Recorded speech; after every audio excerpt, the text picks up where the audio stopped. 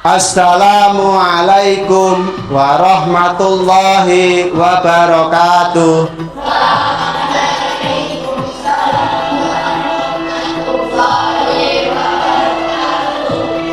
Bagaimana anak-anak hari ini?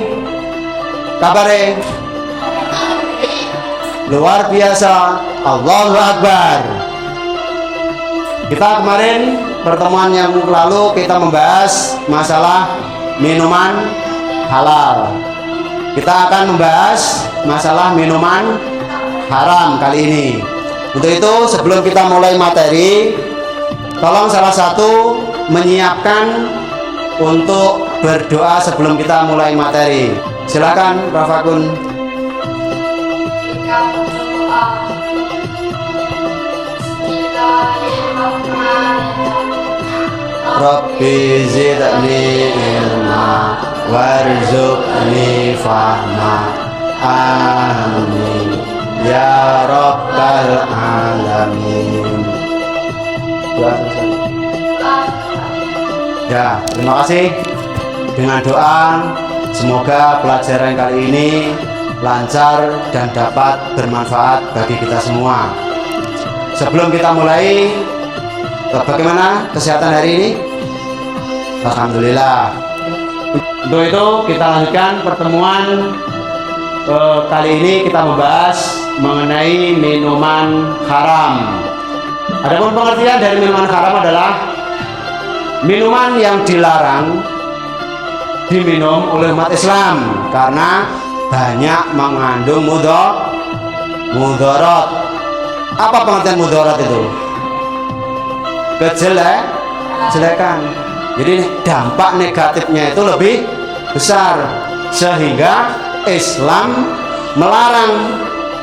Kalau sampai umat Islam memaksa, artinya meminum, mengkonsumsi minuman haram tersebut, maka tidak lain akan timbul berbagai penyakit, sehingga Allah melarang kita untuk meminum minuman yang haram. Allah membolehkan kita hanya minum yang halal. Apa artinya? Berdampak positif. Tapi kalau minuman haram, dampaknya negatif, baik pada diri kita ataupun orang lain. Kok bisa Pak? Karena orang lain? Iya, bisa. Contohnya, jika seseorang itu minum minuman khamr sehingga dia mabuk, maka bukan kerugian pada dirinya sendiri, tapi juga pada orang lain. Karena dia hilang kesadaran, maka dia akan menimbulkan sesuatu yang negatif dari ucapannya, dari kegiatannya, bahkan terhadap orang tuanya sendiri. Dia akan berani itu walaupun dengan orang tuanya, apalagi dengan orang lain, sehingga Allah melarang umat Islam untuk meminum minuman yang haram. Maksudnya hukum minuman haram yaitu terdapat dalam surah Al-Baqarah ayat 219. Yas'alunaka 'anil khamri wal maisiri qul fihima ismun kabirun, dan seterusnya. Dan ayat yang selanjutnya adalah surah Al-Maidah ayat 90. Ya ayyuhalladzina amanu innamal khamru wal maisiru wal ansabu wal azlamu rijzum min amali syaiton fajtanibuhu la'allakum tu'limun. Jadi, wahai orang yang beriman, sesungguhnya minuman keras, berjudi, berkorban untuk berhala, dan mengundi nasib dengan anak panah adalah perbuatan keji dan termasuk perbuatan setan. Maka jauhilah perbuatan-perbuatan itu agar kamu beruntung. Ya, kenapa kok beruntung? Iya, karena orang berjudi itu mengadu nasib, pasti ada yang dirugikan, pasti ada yang dirugikan, sehingga Allah melarang kita mengundi nasib. Contohnya, kalau zaman sekarang banyak yang namanya nomor, itu ada. Jadi Allah melarang hal seperti itu. Kenapa? Itu termasuk mengundi nasib, pasti ada yang dirugikan, sehingga Allah melarang hal tersebut. Dan minuman tersebut haram dikarenakan beberapa sebab, diantaranya dikonsumsi secara berlebihan. Jadi walaupun halal, sesuatu yang halal, kalau kita mengkonsumsinya secara berlebihan maka akan berdampak negatif. Contohnya ketika kita makan padahal sudah kenyang, tetap aja makan terus, maka yang terjadi adalah yang negatif. Apa? Rasa kenyang, akhirnya bisa-bisa muntah. Ketika beraktivitas maka dia ogah-ogahan, lemes. Kenapa? Karena sudah kenyang, bawaannya ngantuk. Sehingga kalau sesuatu itu kita konsumsi secara berlebihan maka itu dilarang, apalagi yang haram. Walaupun sedikit, kalau sesuatu itu haram maka Allah melarang. Dan memabukkan dan dapat menghilangkan akal atau kesadaran seseorang. Jadi minuman, kalau kita minum sehingga akal kita menjadi hilang, contohnya tadi mabuk-mabukan tadi, orang yang mabuk itu hilang akal, dan itu dampaknya lebih besar, dosanya lebih besar daripada orang yang tidak sholat. Kenapa? Ada suatu cerita, ada suatu contoh. Jadi ada seseorang, dia itu mabuk. Yang dilakukan bukan hanya pada dirinya, kerugiannya bukan hanya dirinya, tapi bahkan orang lain. Seperti halnya contohnya itu, jadi ketika dia mabuk, dia tidak sadar siapa yang ada di hadapannya. Itu saudaranya, itu tetangganya, itu temannya, bahkan orang tuanya. Sehingga dosanya orang yang mabuk itu lebih besar daripada orang yang tidak sholat. Itu ada kisah, ada cerita.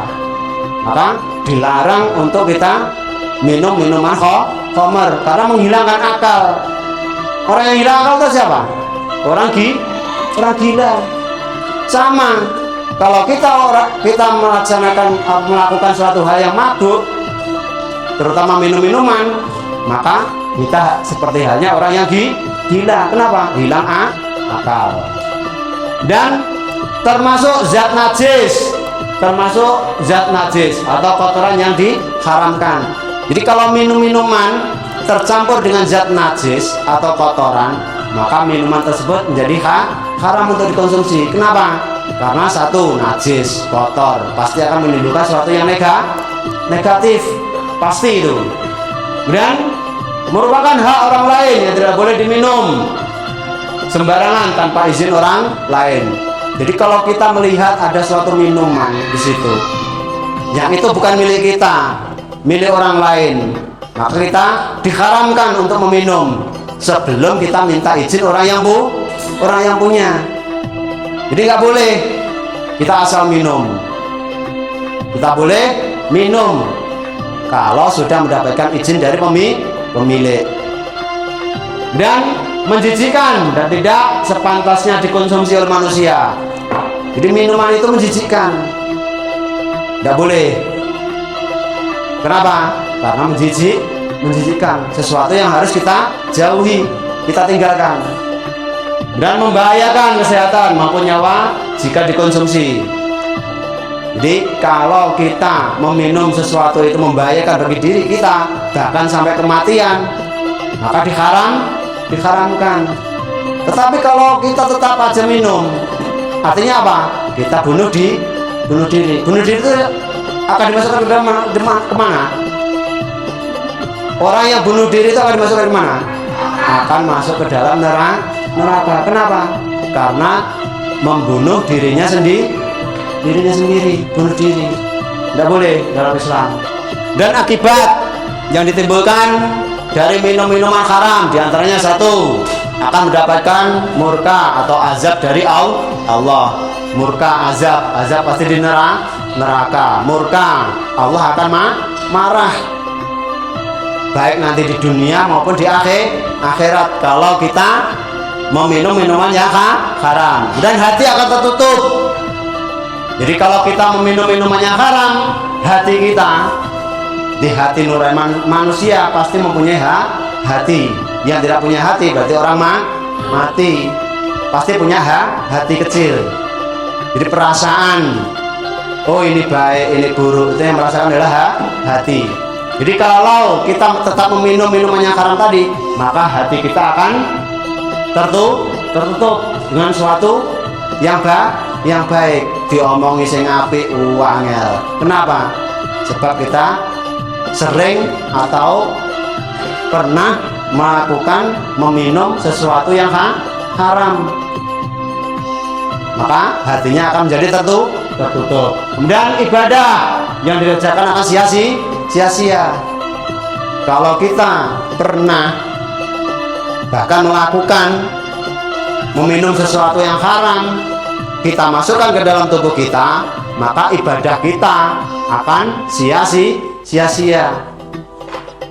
Ada kisah, jadi ada seseorang itu ketika dia mabuk, maka dia dilarang mendekati masjid saja, dilarang, apalagi melaksanakan sholat. Coba kita pikirkan, seandainya seorang yang mabuk, kemudian dia sholat, mungkinkah dia akan membaca bacaan sholat? Tidak. Kenapa? Akalnya tidak sehat. Pasti yang diomong yang lain. Hatinya juga tertutup. Bukan menuju pada Allah, menuju pada perasaan hatinya dia sendiri ketika gundah ataupun yang lainnya. Dan tidak ada keberkahan dalam dirinya. Seseorang yang meminum minuman haram, maka tidak ada keberkahan dalam dirinya. Terasa gelisah, jadi nggak tenang orangnya itu tidak tenang, gelisah terus, takut dan sebagainya, dan akan membentuk sifat-sifat syaitannya. Jadi kalau seseorang itu meminum minuman haram, maka sifat-sifatnya, perlakuannya, kegiatannya akan menyamai dengan perbuatan setan. Perbuatan setan itu apa? Satu, bohong. Kedua, mengganggu. Yang ketiga, merusak. Itu sifat-sifatnya setan. Setan tidak suka umatnya Nabi Adam, Nabi Muhammad, cucu-cucunya Nabi Adam itu masuk surga. Nggak terima setan itu, sehingga berusaha dengan berbagai cara. Setan itu berusaha untuk menjerumuskan umat manusia itu ke dalam neraka, mencari teman sebanyak-banyaknya. Dan setan itu bukan hanya iblis, dari jin dan manusia, minal jinnati wan nas. Kok bisa Pak dari manusia? Iya, ketika teman kalian mengajak pada sesuatu yang tidak baik, yaitu memakai sifatnya setan. Ketika teman kalian mengajak pada perbuatan yang buruk, perbuatan yang dosa, kalian ikut, berarti termasuk perbuatan setan. Dari situ namanya minal jinnati wan nas, dari jin dan manusia. Jadi setan itu bukan iblis saja, bisa berupa manusia yang memiliki sifatnya setan dan susah menerima ilmu kebenaran. Jadi orang yang suka minum minuman haram, diajak kepada kebenaran, dia pasti menolak, ogah-ogahan, ngantuk dan sebagainya. Kenapa? Itulah salah satu sifatnya setan, untuk mengganggu manusia agar jangan sampai masuk ke dalam surga, mencari teman sebanyak mungkin untuk diajak ke dalam neraka sebagai bahan bakar api neraka. Dan itu sumpah dari setan, iblis. Sumpahnya ketika iblis dikeluarkan dari surga, dia berjanji sama Allah, nggak apa-apa ya Allah, saya akan dikeluarkan dari surga, tapi saya berjanji akan mengganggu anak cucu Adam sebanyak mungkin dari berbagai cara untuk memasukkan ke dalam neraka. Yang kesembilan atau yang G, badan tidak sehat dan mudah terkena penyakit. Jadi orang yang minum minuman haram itu rentan terhadap penyakit. Kenapa? Kalau seseorang itu pernah atau sering meminum minuman khamr yang beralkohol, maka dia susah untuk diobati. Kenapa? Dosisnya lebih tinggi dari obat. Maka ketika diobati harus dosisnya yang lebih tinggi dari alkohol tersebut, sehingga orang tersebut susah untuk diobati. Jadi akibat dari kita meminum minumannya haram. Dan selanjutnya ada 10 dampak negatif minuman haram, yaitu akan terlihat seperti orang yang kehilangan akal atau gila. Jadi seperti tadi, bahwasanya orang yang minum minuman khamr maka akan terlihat seperti orang gila. Dan minum minuman haram bisa merusak harta. Jadi orang yang minum minuman khamr itu biasanya obral dengan hartanya, mau membeli harga seberapa pun dibeli. Bahkan ketika dia mabuk, maka uang itu tidak terkontrol. Uangnya tidak terkontrol sehingga menghambur-hamburkan harta dan akibatkan permusuhan dan kelahian. Jadi orang yang minum khamr itu dapat menyebabkan permusuhan, perkelahian. Bahkan sering terjadi orang atau anak muda sekarang banyak ketika naik motor dia minum minuman khamr, ketika melewati seseorang dia dipanggil sandekan, dengarnya dimarahi, maka akan terjadi perselisihan, permusuhan, perkelahian. Maka orang yang minum minuman khamr itu dapat menyebabkan permusuhan, perkelahian dan menghalangi seseorang untuk berzikir pada Allah. Jadi orang yang mabuk tadi, maka dia akan terhalang untuk ingat kepada Allah. Maka dia akan ingat kepada selain Allah. Susah untuk ingat kepada Allah.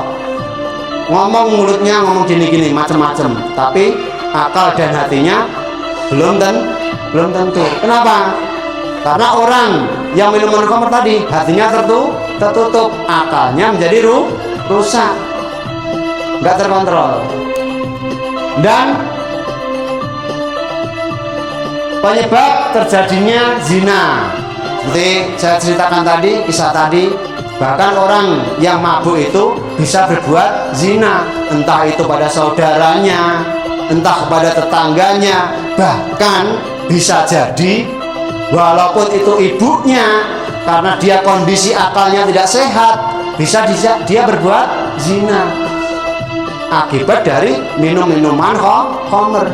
Bahkan mungkin kalian pernah mendengar atau pernah melihat anaknya yang lagi mabuk dan marah-marah pada orang tua, bahkan mengeluarkan kata-kata kotor pada orang tua, minta sesuatu kalau tidak dikasih mau dibacok atau yang lainnya.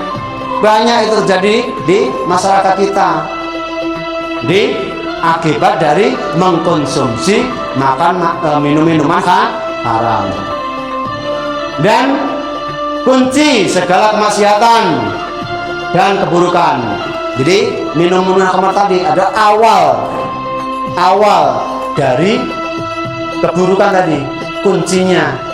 Kalau seseorang sudah minum minuman khamr, maka bisa berbuat macam-macam, perkelahian, perzinaan, pencurian, perkataan kotor dan lain sebagainya. Itu kunci awal dari perbuatan yang tidak baik, sehingga diharamkan. Dan senang bergaul dengan orang yang kurang baik. Jadi orang yang sering minum minuman khamr, yang memabukkan, kalau disuruh pada orang yang berteman dengan orang yang baik, pasti banyak tidak maunya. Senangnya berteman pada orang yang buruk. Jadikan orang itu senangnya khamr, kemudian dia diajak ke pengajian, pasti banyak tidak maunya. Tapi kalau dia diajak pada sesuatu yang negatif, langsung berangkat, nggak pakai pikir-pikir. Tapi kalau minum minuman khamr, maka diajak kepada kebaikan, dia berpikir-pikir, nanti dulu. Dan jenis minuman khamar yaitu berasal dari darah, minuman yang keras atau haram, dan minuman yang diminum dalam bejana emas. Bejana itu apa? Bejana itu seperti tempat minum. Itu zamannya ketika zaman jahiliyah dulu. Jadi zaman jahiliyah dulu itu sebagai tempat untuk minum, minuman. Jadi dilarang umat Islam meminum di bejana emas dan minuman yang membahayakan dirinya. Minuman yang diambil dari orang lain tanpa izin, minuman yang mengandung zat yang diharamkan, dan minuman yang tercampur najis, dan minuman dengan efek psikotropika. Apa psikotropika itu? Jadi yang dampaknya sama, akan berakibat seperti halnya khamr, akan merusak akal, seperti ganja, narkoba, dan dijadikan minuman, dimasukkan ke dalam minuman, akan merusak akal manusia sehingga tidak terkontrol, baik hatinya, pikirannya, perbuatannya, semuanya sebagai kunci untuk berbuat tidak baik. Dari situ sudah jelas mengenai minuman haram, pengertiannya, hukumnya. Sudah jelas?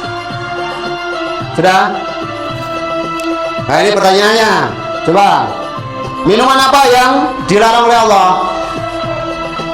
Rafakum, coba, minuman apa yang dilarang oleh Allah? Minuman haram.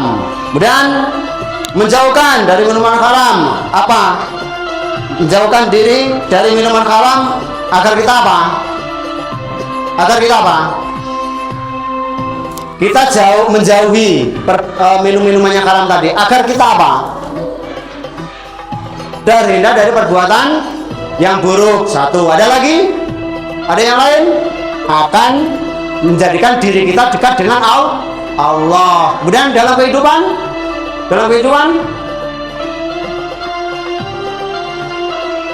kita akan berbuat baik pada seseorang kalau kita menghindari dari minuman haram. Dan setan selalu menggoda manusia agar menghalalkan sesuatu yang haram dan mengharamkan sesuatu yang halal. Jadi ini halal itu diharamkan oleh setan, yang haram dihalalkan agar manusia berbuat sesuatu yang haram agar bisa masuk ke dalam neraka. Dan akibat dari membiasakan konsumsi yang haram, akibatnya apa?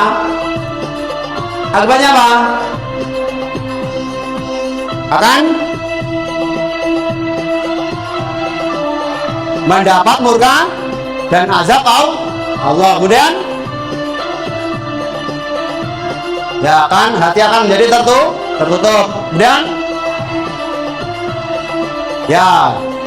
ibadah kita akan sia-sia. Kemudian ada lagi, tidak ada keberkahan dalam diri kita. Kemudian akan membentuk sifat-sifat syaitoniyah.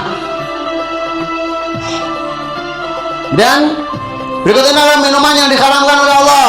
Contohnya apa yang diharamkan oleh Allah? Satu, khamar. Ada lagi? Ada lagi selain khamar? Ini banyak sekali di situ. Untuk itu coba dikerjakan. Saya kasih pertanyaan. Silakan dikerjakan di buku tulis.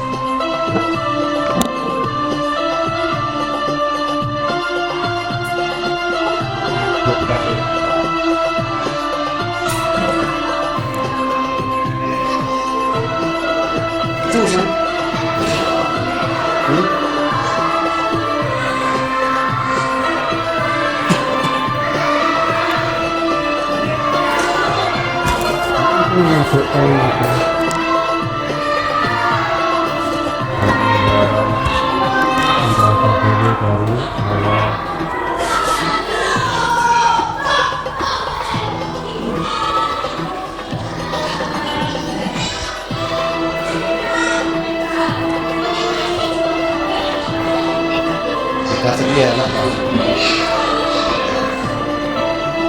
Oke, ini kan kalau buku mungkin ada.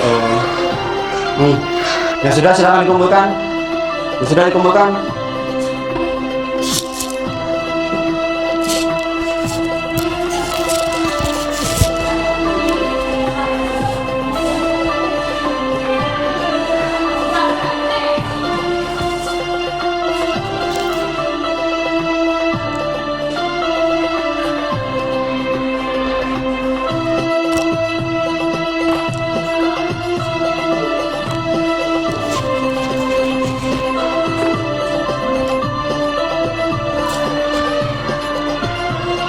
Ya, terima kasih. Tadi kita sudah melaksanakan pretest, yaitu pemberian soal. Kita lanjutkan dari pembelajaran tadi, kita simpulkan bahwasanya minuman haram adalah minuman yang dilarang oleh Allah untuk dikonsumsi menurut syariat Islam. Dasar hukumnya terdapat dalam Al-Baqarah ayat 216. Jenis-jenisnya minuman haram. Jenisnya apa tadi? Khamar, itu contohnya. Jenisnya memabukkan. Terus apa lagi? Ya, kita dilarang meminum minuman yang di dalam bejana emas dan seterusnya. Dan akibatnya kita meminum minuman haram, mendapatkan murka dari Allah. Kemudian hati menjadi tertutup, kemudian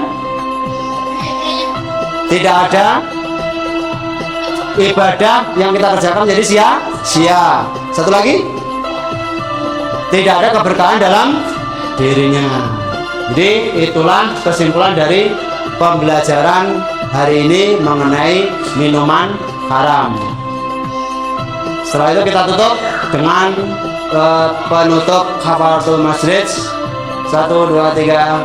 Subhanakallahumma rabbana asyhadu an la ilaha illa anta astaghfiruka wa atubu ilaik.